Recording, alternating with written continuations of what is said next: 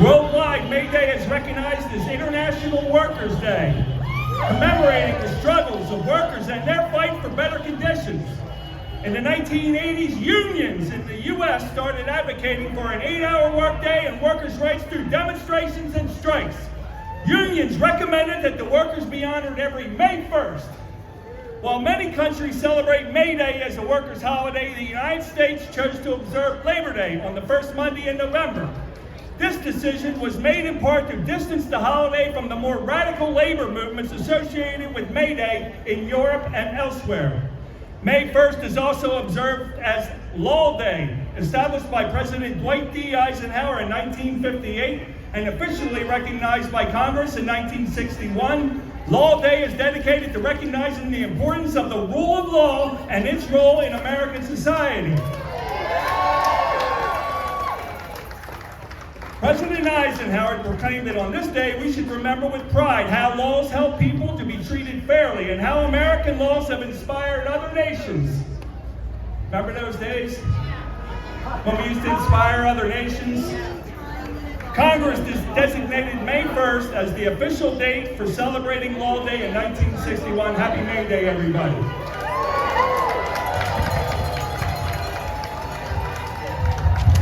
My name's Phil Degg, and I'm from indivisible Chester County.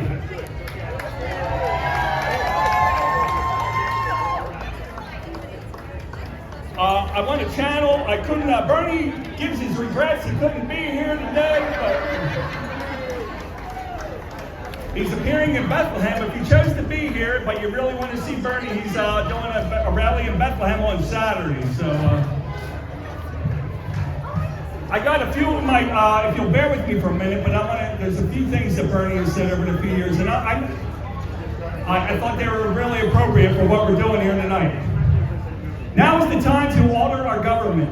Now is the time to stop the movement toward oligarchy. Now is the time to create a government which represents all Americans and not just the 1%. No more excuses. We must all become involved in the political process. If the environment were a bank, it would have been saved by now. It's better to show up than to give up.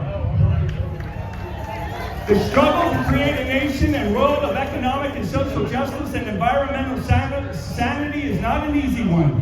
The struggle to try and create a more peaceful world will be extremely difficult, but this I know. Despair is not an option if we care about our kids and our grandchildren. Giving up is not an option if we want to prevent irreparable harm to our planet.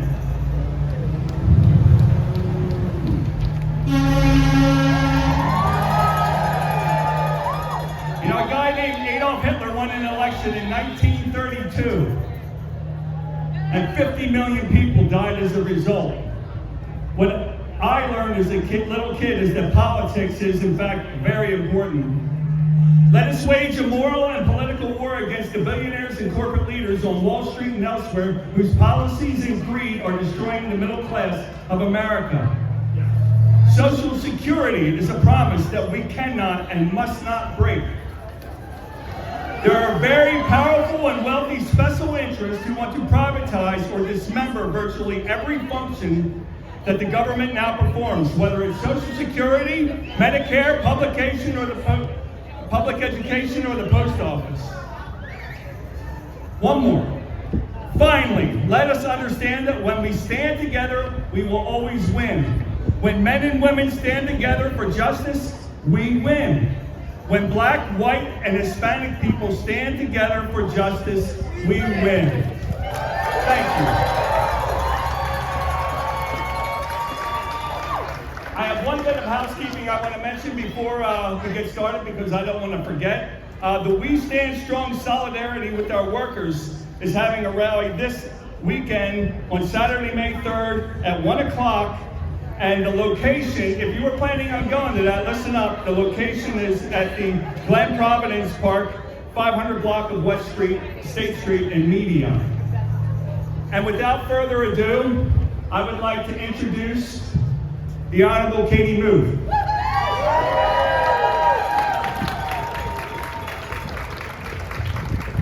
Thank you. Thank you very much.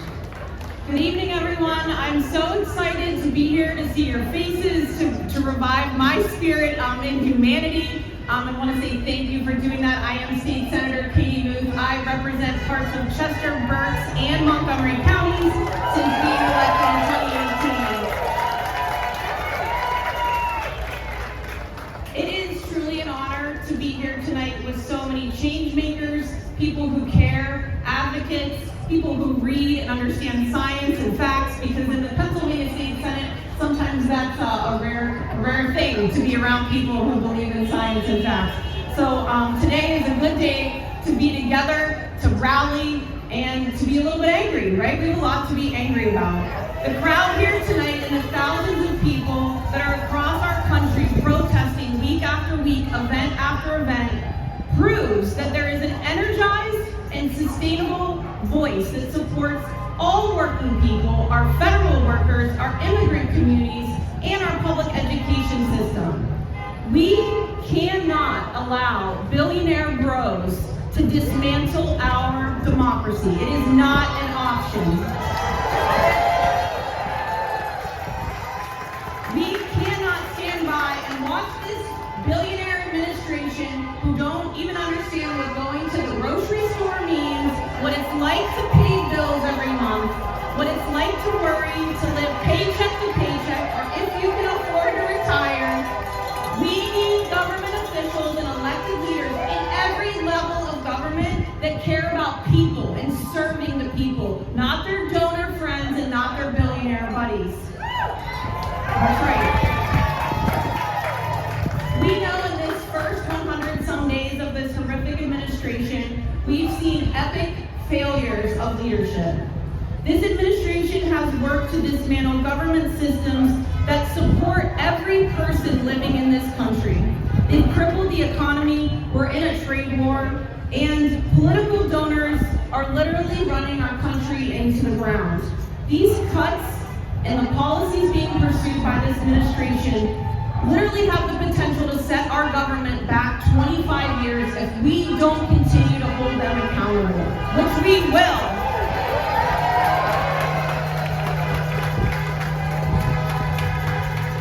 Today is International Workers' Day, and I want to highlight something.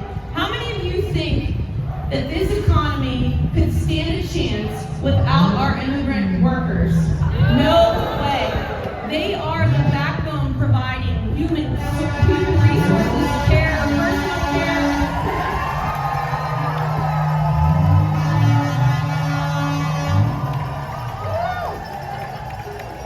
They are doing these essential jobs that sometimes nobody else wants to do.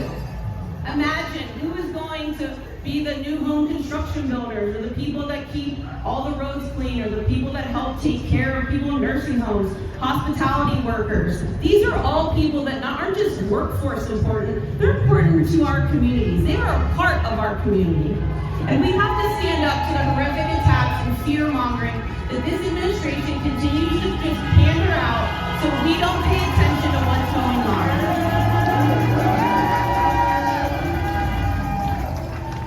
We know that government sometimes, can be a struggle. And let's be real about some facts here. The government has been underfunded and understaffed for too long. And that is why some people decided to vote in a way they thought there would be a systems change.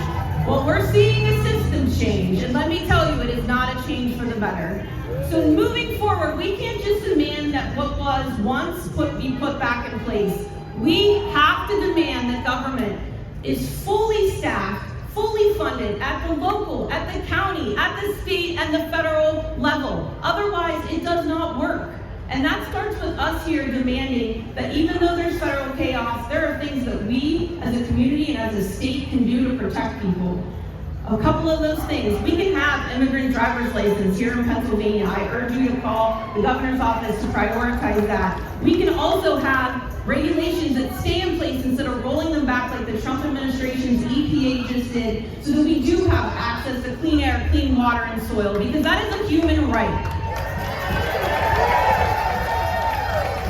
We can prohibit ICE intrusions in places of worship, in schools and hospitals. That's a bill we have. That could be something that's implemented right here in our Commonwealth to show that we as Pennsylvanians are not going to stand by and let this administration destroy people's lives and livelihoods.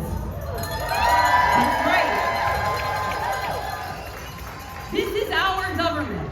Billionaire bros may be running it, but we fund it. Our money funds this government. If you paid into Social Security, that's not a handout. That's your earned benefit.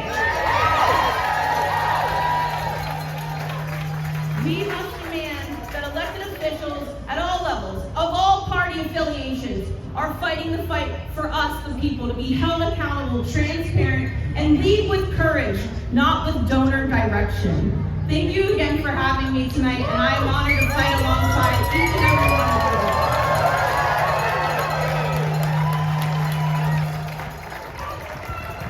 Thank you, Senator Moot, and thank you for being in Paola yesterday to fight for our transit system.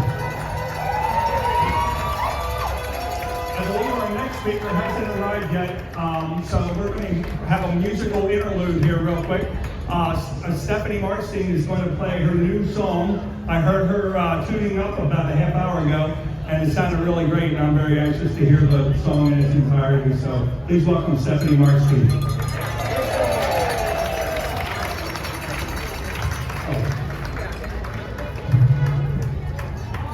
Hi, thank you. It's actually Stephanie Phillips, my music name. But you guys know, it's okay. Everybody knows me as Marstein.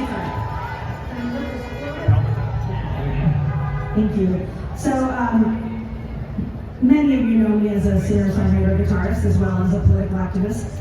So, I wrote this song called I Am America, and it's my newest single. So it's out on Spotify now, and all your other favorite platforms.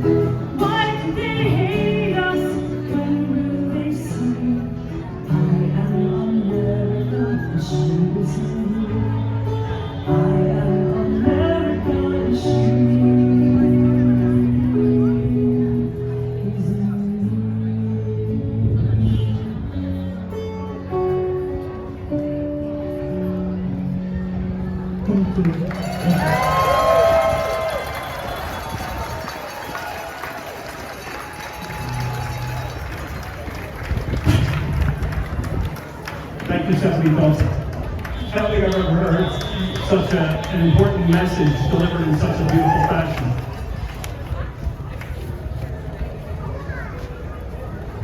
Phil, we need a chant. Can I suggest a chant?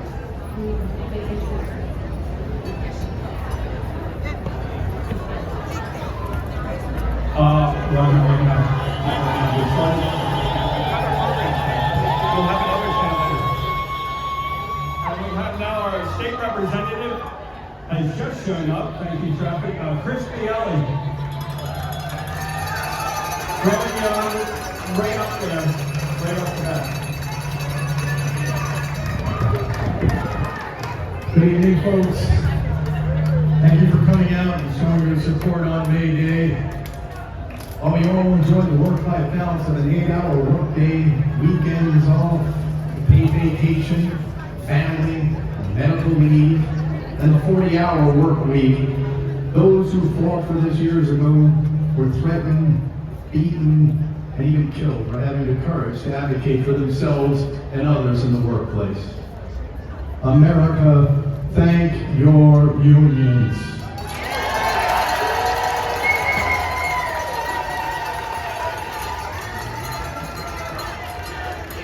They fought back and they won. And now we find ourselves today in these troubling times fighting for jobs, fair wages, and benefits of every hard-working Pennsylvania. And I got news for you, Trump and Doge. History will repeat itself, and we will win.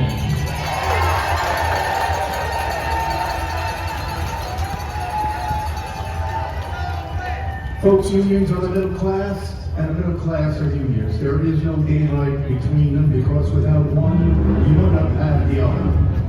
I grew up in a storm union household. My father was a retired New York City firefighter, the leader Regina school teacher, and was a proud union member going both professions.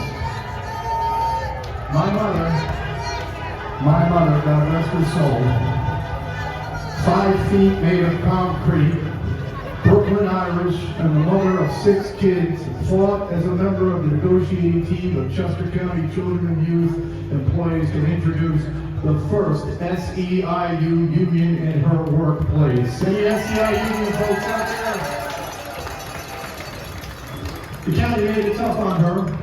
Every day she would come home from a hard day's work, from intimidation, from bullying, but they couldn't break her. Folks, you don't break Brooklyn.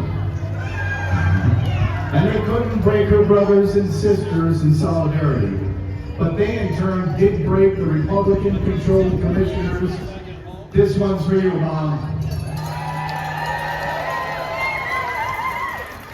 Our family of 8 was proud and thankful for the financial strength to these union positions. We never lost sight of the fact that they were instrumental in bringing about our American dream, just like so many others. And now we have Trump. The biggest wannabe union buster in the history of the nation. And he thinks he has the right to tell working Americans that they should be working more for less. All for more tax breaks for billionaires and oligarchs. I know you're all saying no. I know. Now I want you to know my colleagues in the Pennsylvania House and I are saying no too. Our slim one-seat Democratic majority, our thin blue line continues to fight for labor with bills like a constitutional right to organize, responsible contracting law, a cost of living increase to public service and teachers. Folks, it's been over 22 years since the cost of living increase for teachers and public servants. Increasing the minimum wage from $7.25 an hour. You can't even raise a pet on that. Never mind a family. Guess what? Big surprise. The Republican-controlled state Senate said no to all of these. No to an increase in the minimum wage. No to a constitutional right to organize. The do-nothing Republican Party, and no, nothing, nada to the working families of Pennsylvania. Their only labor legislation priorities are to eradicate the prevailing wage and to make a Commonwealth a right to work for less state. The question is, The question remains, will you let them do it? And I got news for some folks out here. If you were bamboozled by these billionaires and duped by Donald this last election, then I have a question for you. What's in your wallet? What are you paying for the price of bacon and eggs on day 102 of this Trump idiocy? Folks, the government is not a business. It never was, never will be. It is by, for, and of the people. There is no profit margin to be made by firing dedicated public servants. This is about people, their families, their communities. The hour is upon us. The choice is clear. Either we support and protect the working class, the men and women who do most of the working, living, serving, sacrificing, yes, even dying for this great nation, or we end up bowing down and bending our knee to billionaires and oligarchs. As a soldier, and as your state representative, I took a solemn oath to support, obey, and defend the Constitution of the United States of America. I made this pledge not to a king. I made it not to an oligarchy, but I am making it to you again today. And if we are now living in an age Orwell once described when telling the truth is a revolutionary act, then I say, welcome to the revolution.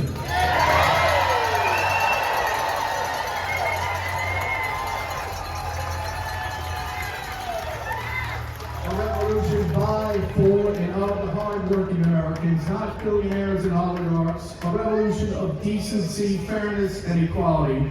A revolution of Main Street, not Wall Street, and for the free and the unconquerable United States of America.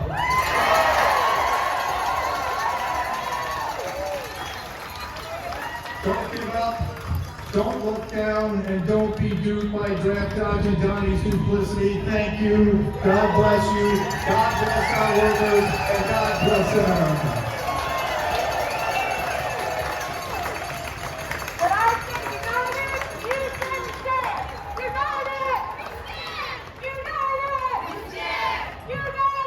We stand! We stand! We stand! We stand! We stand!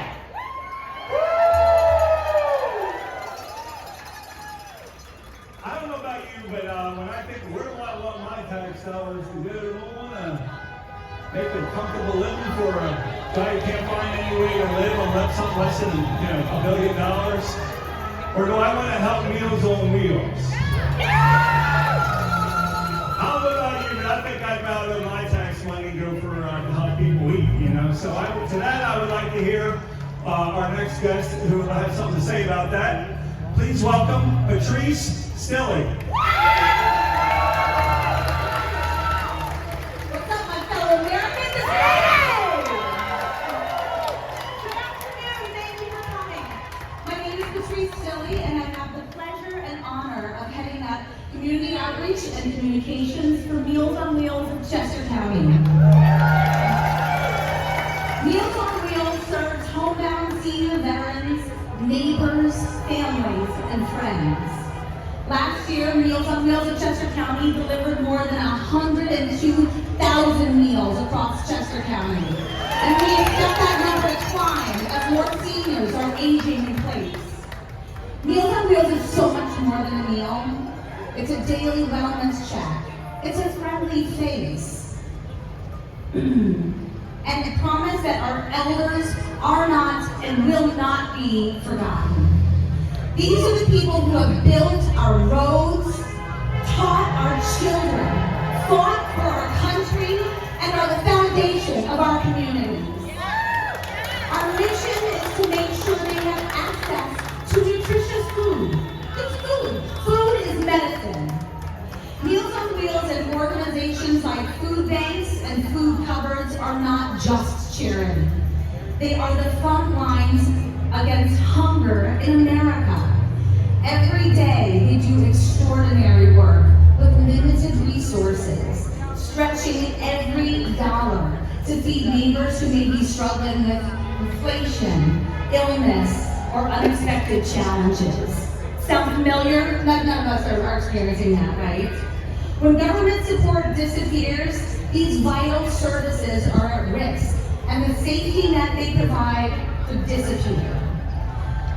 Though Meals on Wheels is a national initiative, each program operates and is funded independently. In Chester County, federal funds are distributed through the Department of Aging, and those funds make up 25% of our operating budget. Cutting funding to food programs doesn't affect just the most vulnerable. It costs all of us more in the long run.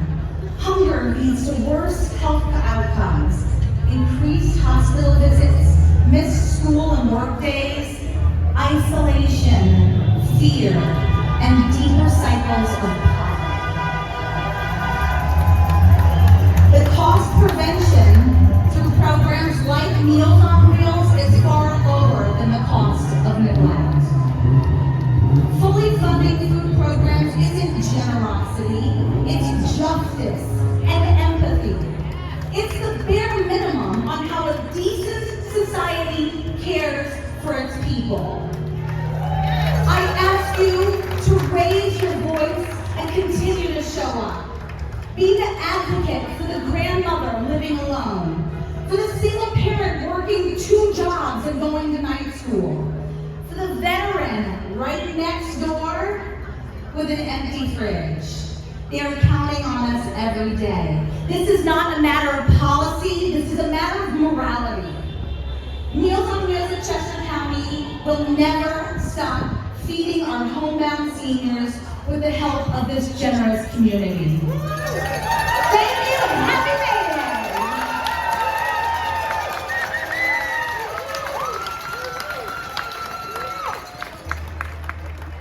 Wow. Hey, I got to do something really cool today.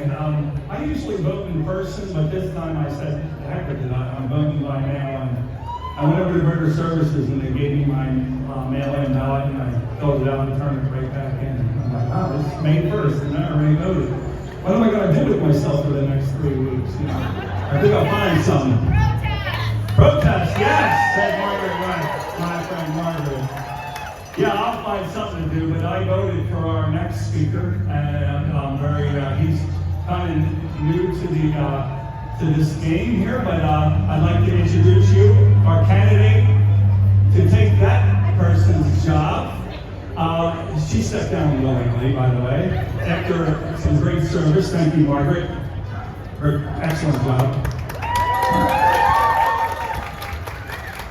But now, Nick Cherubino would like your support for his job, and I'd like to introduce him to you now. So welcome him. Thank you.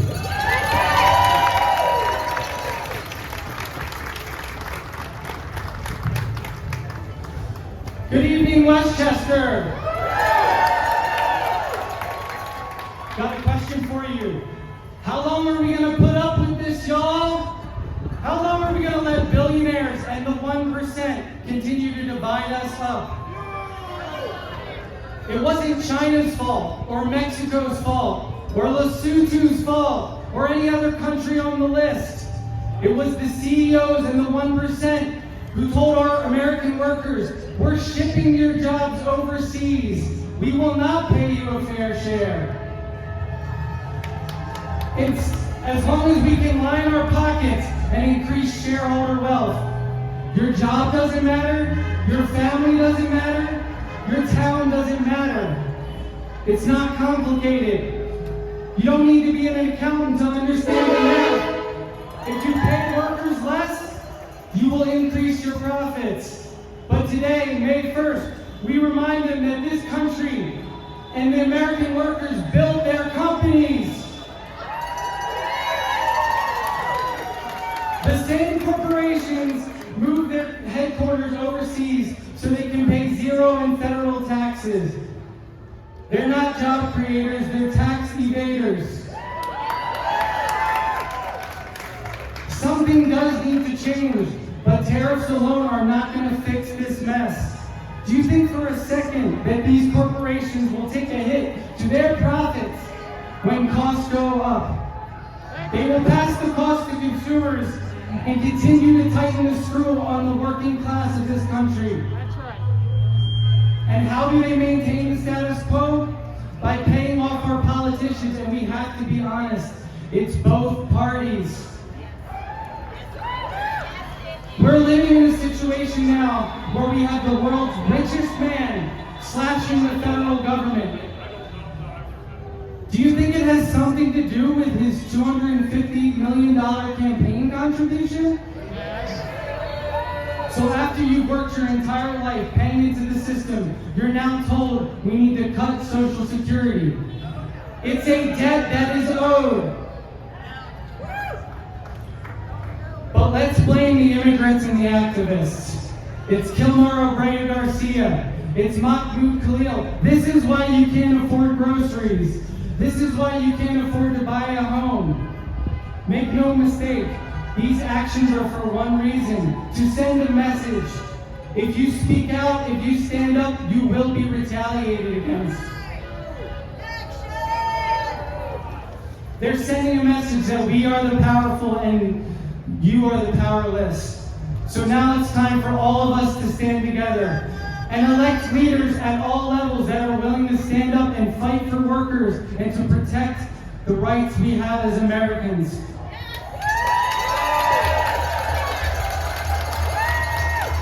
We've been trapped in this game of Monopoly for too long, watching one player dominate, while Americans are living paycheck to paycheck, hoping to pass go to survive another round.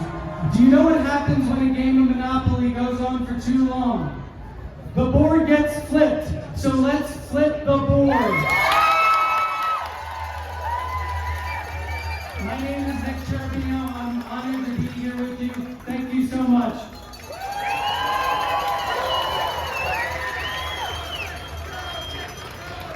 Thank you, Nick. Very good. And our next guest from Westchester University, I would like to introduce to you Dana Morrissey.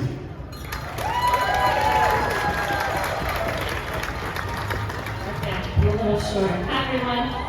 My name is Dana Morrison. I'm an associate professor at Westchester University in Educational Foundations and Policy Studies. I'm also incoming vice president for our faculty union, APSCA, and I'm a WCU alum. Who else here is or knows a WCU alum? Yeah. That's what I thought. Today, though, on International Workers' Day, I am not speaking on behalf of Westchester University, but of myself, a lifelong Pennsylvania resident, a product of public education in the Commonwealth, and an educator of future teachers. Just under 2 hours ago, I ended my last class of the semester with a discussion about the old teacher union's phrase, teachers' working conditions are students' learning conditions. I taught my students about this phrase and its history on International Workers' Day because it rings just as true in 2025 as it did generations ago. Teachers' working conditions and students' learning conditions are inextricably linked. If something happens to my work, my students are impacted. And if something happens to my students, it's my business too. And right now, my colleagues' work and my students' learning conditions are under assault. Threats to our research, our programs, our job security, and in some cases even our physical safety. But they also impact our students. As we are asked to do more with less, as we are told not to research about the real diversity of our society, our students' education suffers. What's more, the cuts to federal student aid that are coming out of the congressional reconciliation process will fundamentally reshape higher education. Who has access to it and how much it costs? Proposed changes would alter who has access to Pell Grants, which support our most disadvantaged students in making college accessible. They would eliminate subsidized student loans so that my students would have to take on more jobs or more debt just to go to college. They would eliminate opportunities for graduate school so that only those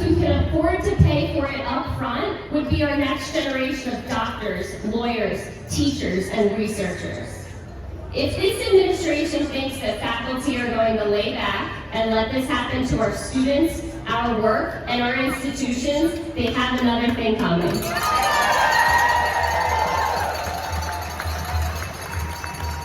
As I mentioned, I'm an alum of Westchester University, a first-generation college student who received loans and Pell Grants because my family did not make enough for me to go to college. I would not be here today without those programs, and the same is true for many of my colleagues. The first thing we have to do is stop the cuts. Call our reps and senators endlessly. Annoy the heck out of them. This reconciliation budget cannot pass. It can't. But what the last 102 days have shown us is that we need a better plan for public higher education. We cannot rely on the goodwill of Washington or on student debt to fund our schools. Educating the next generation is too important. In just a few days, Pennsylvania Promise legislation will be introduced in Harrisburg, and this will outline how we can provide tuition-free public higher education in the state of Pennsylvania. Yeah. We have got to support this, and don't do it for faculty like me. Yes, the PA Promise would secure our jobs and our work that is so important. But do it for the students. My 80 students who I just hung out with all day today, future teachers in Pennsylvania, so that they can come to college, not accrue debt, and give all Pennsylvania kids the education they deserve.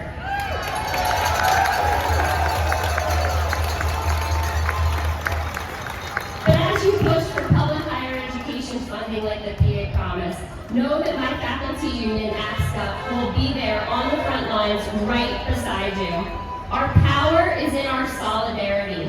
So on this May Day, let's commit to stopping the Republicans' assault and fighting for affordable public higher education in Pennsylvania. When unions and communities join together, we are all stronger. Thank you.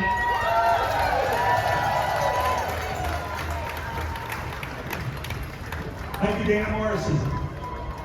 Another burning is unemployment insurance, abolishing child labor, the 40-hour work week, collective bargaining, strong banking regulations, deposit insurance, and job programs that put millions of people to work were all described in one way or another as socialist.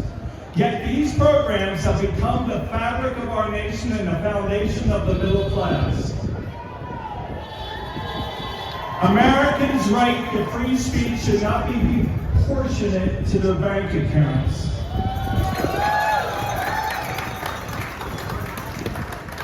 Our next speaker is an educator. I'm very honored to introduce Andy Husband.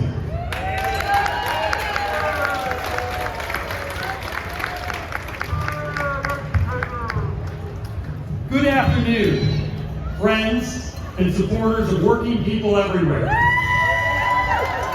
My name is Andy Husband. I've been a public school teacher for 25 years. A quarter century in the classroom, watching young minds grow, struggle, and shine. And if there's one thing I've learned in those years, it's that progress doesn't happen by accident. Progress is built day by day through the solidarity, sacrifice, and courage of working people standing together.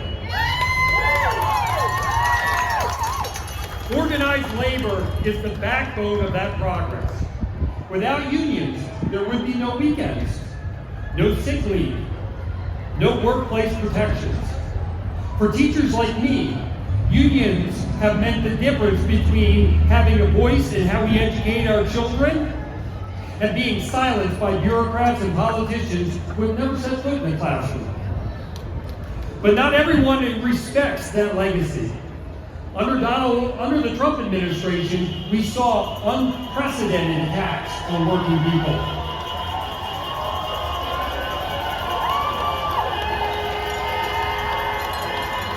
Unprecedented attacks on working people, teachers, and public institutions. They championed policies that slashed education funding, demonized educators, and made it harder for workers to organize and advocate for themselves. Betsy DeVos? No. Handpicked by Trump to run the Department of Education, waged a relentless campaign to undermine public schools and funnel taxpayer money to unaccountable private schools and charter schools. They treated education not as a public good, but as a commodity. Something to be bought and sold, not nurtured and invested in. When we spoke out, when teachers in West Virginia, Arizona, Oklahoma, and beyond stood up and walked out for better pay and better schools, Trump and his allies mocked us. They called us union thugs and accused us of holding children hostage. But we knew the truth. We weren't fighting against our students. We were fighting for them. Fighting for classrooms that weren't overcrowded, for schools that weren't falling apart, for communities where every child, not just the wealthy few, had a real shot at success.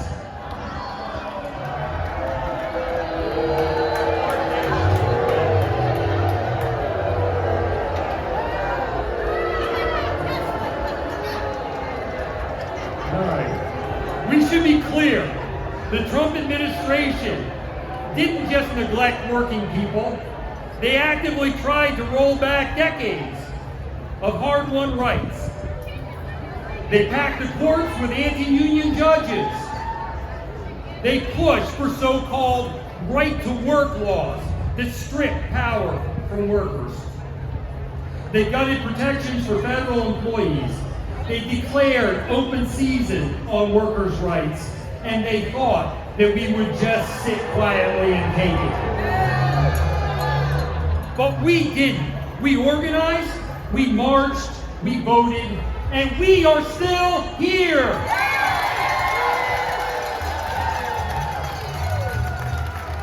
As a public school teacher, I know the future is built in our classrooms and is protected on the picket lines. If we want a future where dignity, fairness, and opportunity are real for every American, not just the privileged few, then we need to keep fighting for it together. So today, I stand here with you, proud to be a union member, proud to be an educator, and prouder than ever to say organized labor is not a relic of the past. It is the engine of our future. And no administration, no billionaire cabinet, no self-serving politician will ever take that away from us. Thank you.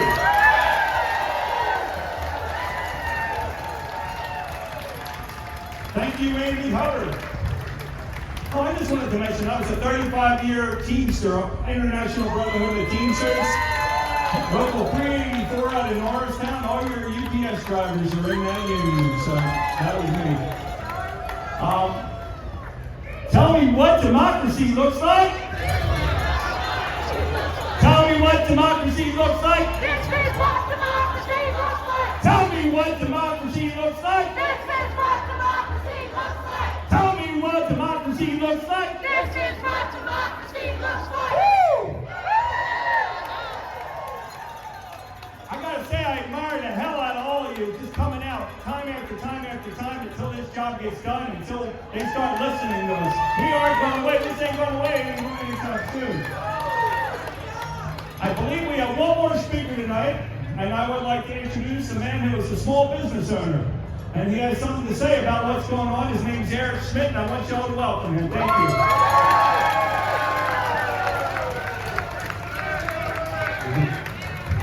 you. Good evening, Westchester. Good evening, Chester County, and good evening, America. This is what we look like here. Before I go further, I just want to encourage everybody as we're here. This is a big part of what drives us. This gives us the energy. It gives our elected officials the energy.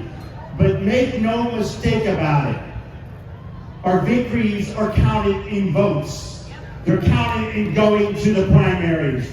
They're counted in going to the polls in November. Every November.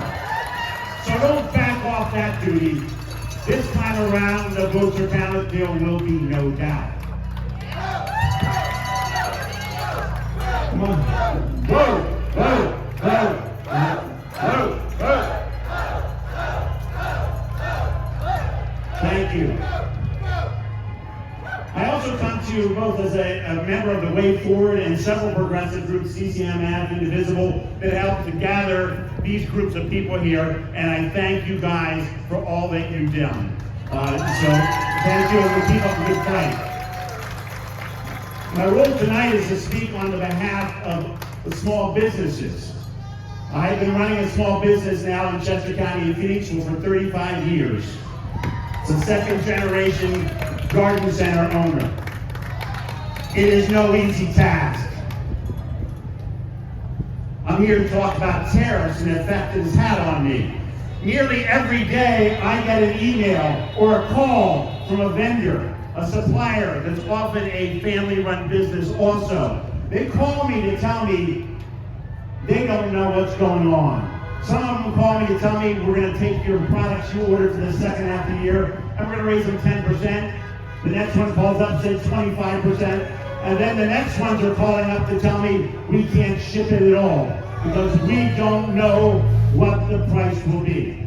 It's much more complicated than it looks here. Trump certainly didn't do his homework on this one. Let me tell you what my one supplier said, and again, a family-owned business themselves.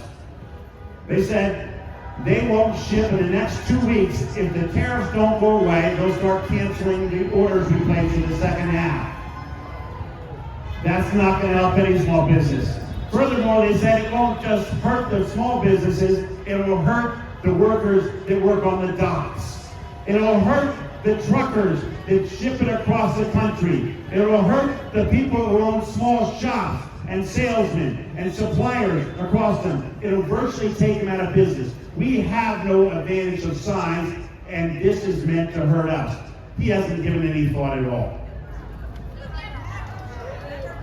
The other thing that's going to happen is when it gets to the ports and it backs up, this is never talked about, there's a supply and demand problem. When it gets to the ports, the containers that cost $6,000 to ship in from China now are going to cost $20,000 in freight. That inflation that he so much wants to reduce isn't going to happen. We're going to lose jobs and we're going to pay more for just about everything. Ooh, yeah. So what happens? We get Target, we get Walmart, we get all the big companies, and they go to the White House. They go to the White House. These are not necessarily our friends. They're not the small business friends. But they go to tell Trump that these tariffs are going to leave the shelves empty. That's right. You may only be able to buy 2 Barbies, not 30. That's right. He may only be able to buy 3 planes, not 5. That doesn't affect him. It affects us. But what happens when those prices go up? The small businesses, the medium-sized businesses, and this is Target and Walmart talking, we take the hit. We like to talk a lot about due process, and due process usually involves civil rights and the immigration problem. Let me tell you, due process is also involved in every business decision I make and everybody in business makes. We give it some thought. We sit there and say, do we cut jobs when the sales go down? How will that affect our service? Do we raise the prices when the tariffs come up? And will that affect our ability to sell our merchandise? Do we buy a new piece of equipment so we can do our things, correct, and make improvements to our companies? That's due process. What Trump does has no due process. He brags about his business instincts, his gut feelings, as if he has feelings. I always found that people who have good instincts in business work harder, work smarter, ask more questions of intelligent people. They didn't make campaign slogans that made crowds cheer. They weren't born smart or successful or with $500 million in their pockets. They surround themselves with talented people. They do their due process. They don't depend on a gut feeling they got on hole 9 on the golf course. That's not how they get there. I find the people who do that go bankrupt. And not once, maybe 4 or 5 times like he has. He doesn't believe in the history of terrorists. He doesn't believe in the economic experts. He doesn't believe in the Fed chair's words. He doesn't even believe in the conservative Wall Street Journal. Then why would Trump believe about the suffering that we're going through? Why would he believe that his poll numbers are plummeting? If he hears the voices in his head and his gut, if he hears Peter Navarro as his expert, if he thinks his Fox News soundtrack that's going off in his head, if he stood too close to RFK Jr. and got a brainworm, then tariffs are a good idea. It's time for Trump to stop worrying about what billionaires think about him. And guess what? It's time for billionaires to stop caring about what Trump thinks about them.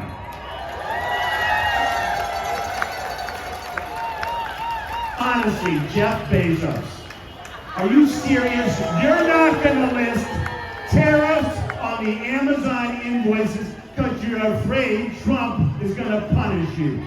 Do you not have enough billions of dollars already?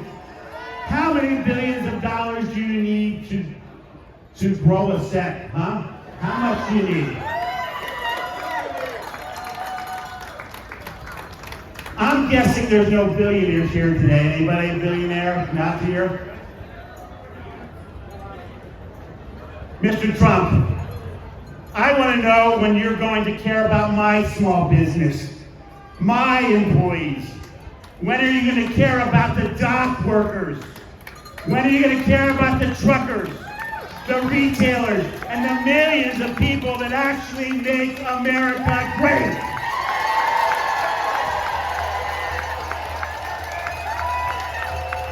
Are we too small for you? Are we not rich enough for you? Are we not pretty enough for you? Are we not famous enough to go golfing with you? Are we not white enough for your country or your country club? Are we not male enough? Are we not straight enough? When are you going to care about us?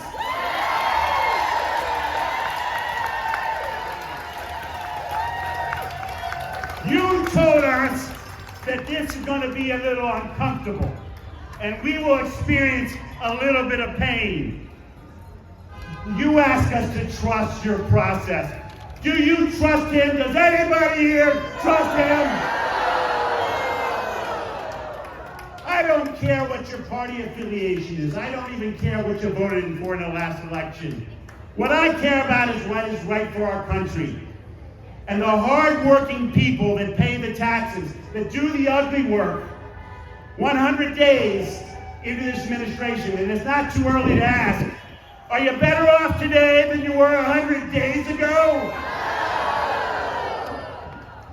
There's a lot I've learned as a small businessman, and also as a brother of 4 other brothers to me. So when you have 5 brothers, you learn a lot pretty quick, and it's hard. You learn to work hard, and you don't make excuses. You don't blame others for your problems. Let's give an example. Let's say the economy was bad. It was used to be a hot economy, then it got cold, and you turned around and you blamed Biden for the cold economy. You said, it's his fault for the shrinkage. And I'm going to tell you, man to man, don't blame other people for your shrinkage.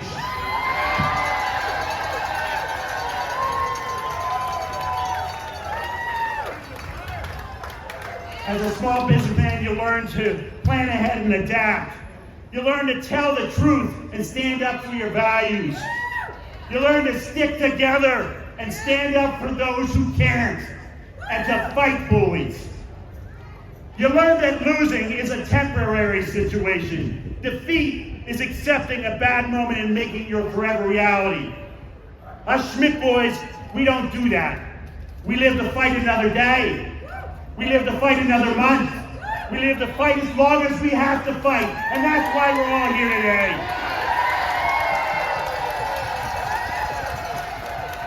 We are here to speak truth loudly to power. We are here to defend the vulnerable, to fight bullies. We are here to resist injustice and fear. We stand up for 4-year-olds with cancer that get deported. We're for workers that lose their jobs. We're for those that expect the government to give them a hand up, not a kick in the face when they're down. We don't stand here selfishly for ourselves. We stand here for a country we believe in. For values we believe in. For America that we can be proud of. God bless this country, and God bless all of you for being here. Thank you. Wow, what a way to end the rally. All right, so I want to thank Aaron and Laura and Shannon for helping us put this on, and the other people that helped, Molly and Stephanie, great music interlude there, and our speakers. Most of all, thank you. Let's get out there and vote. Hi, Jed. How you doing, bud? Vote. So we're going to have a call and response. I'm going to tell you, it's time to take back your responses, our power. It's time to take back. It's time to take back. It's time to take back. It's time to take back. How are we going to do that? We're going to vote. We're going to vote in the primary. We're going to vote in November and get good people in the office, every single candidate. And then we're going to send a message next year is the midterms, and we're gunning for you, man. We are coming for you. It's up to us. There are more of us than there are of them. And it's time they paid attention to that. I want to thank you all. A special thank you to the Westchester Police Department for keeping us safe there. Thank you, and please be careful going home. It's not worth it. Don't get hurt tonight. Drive safe, everybody. Thank you very much. Vote!